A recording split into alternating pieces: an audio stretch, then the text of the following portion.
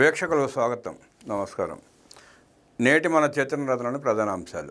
Auto driver సేవలో కూటమి ప్రభుత్వం. నేడు స్త్రీ శక్తి ఉచిత బస్సు ప్రయాణం వల్ల ఇబ్బంది పడుతున్న ఆటో డ్రైవర్లు, క్యాబ్ డ్రైవర్లు, టాక్సీ డ్రైవర్లకు లబ్ధి చేకూర్చేలా 450 కోట్ల రూపాయలు ఆ డ్రైవర్ల ఖాతాలో జమ చేయనుంది కూటమి ప్రభుత్వం. గత ప్రభుత్వంలో 10,000 ఇస్తే నేడు కూటమి ప్రభుత్వం వచ్చిన తర్వాత వారి బాధలు అర్థం చేసుకుని వారికి ఆర్థికంగా అండగా నిలబడాలనే ఉద్దేశంతో ఒక్కొక్క డ్రైవర్కి 15,000 రూపాయలు చొప్పున 2,90,000 మందికి లబ్ధి చేకూరేలా వారి ఖాతాలో జమ చేయబోతా ఉంది నేడు కూటమి ప్రభుత్వం.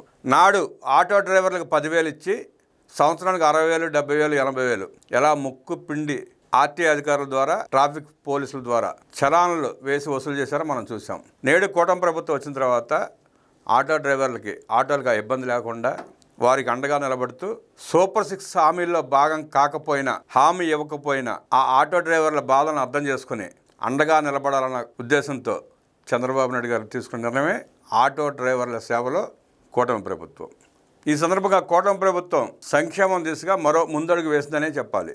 ఇప్పటికే పలు సంక్షేమ కార్యక్రమాలు అమలు చేస్తున్న కూటమి ప్రభుత్వం ఈ క్రమంలో డ్రైవర్ల సంక్షేమం కోసం ఆటో డ్రైవర్ల సేవలో పథకానికి శ్రీకారం చుట్టింది.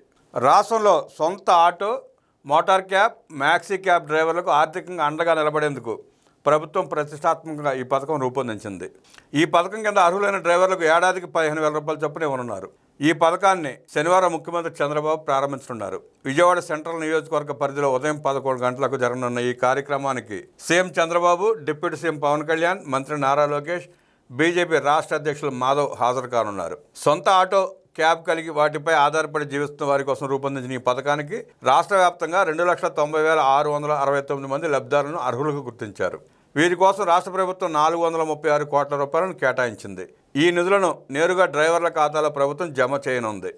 గత ప్రభుత్వం ఆటో డ్రైవర్లకు కేవలం ఏడాదికి 10,000 మాత్రమే ఇచ్చింది. కానీ కూటమి ప్రభుత్వం గత పాలకుల కంటే 50% అదనంగా 15,000 ఇస్తోంది. అలాగే గత ప్రభుత్వం ఈ పథకానికి కేవలం 2,61,516 మందిని మాత్రమే అర్హులుగా గుర్తించి 261 కోట్ల రూపాయలు మాత్రమే ఖర్చు పెట్టింది. గత ప్రభుత్వంతో పోల్చుకుంటే కూటమి సర్కారులో లబ్ధిదారులు సుమారు 30,000 మందికి పెరిగారు. అలాగే డ్రైవర్లకు 175 కోట్ల రూపాయలు అదనంగా లబ్ధి చేకూరుతోంది. కూటమి ప్రభుత్వం అందిస్తున్న ఈ పథకంలో ఆటో డ్రైవర్లు 2,25,621 మంది, 3-వీలర్ ప్యాసింజర్ వాహనాల డ్రైవర్లు 38,576 మంది, మోటార్ క్యాబ్ డ్రైవర్లు 20,000 మంది, మ్యాక్సీ క్యాబ్ డ్రైవర్లు 6,400 మంది ఉన్నారు. విశాఖపట్నం జిల్లాలో అత్యధికంగా 22,955 మంది డ్రైవర్లకు లబ్ధి కలగనుంది.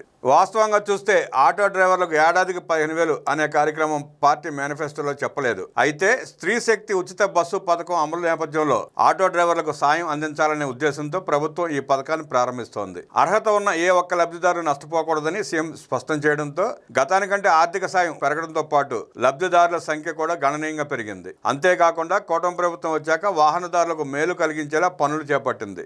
గత ప్రభుత్వంలో ఉన్న రోడ్ల దుస్థితి కారణంగా ఆటో డ్రైవర్లు, వాహనదారులు అనేక సమస్యలు ఎదుర్కొన్నారు.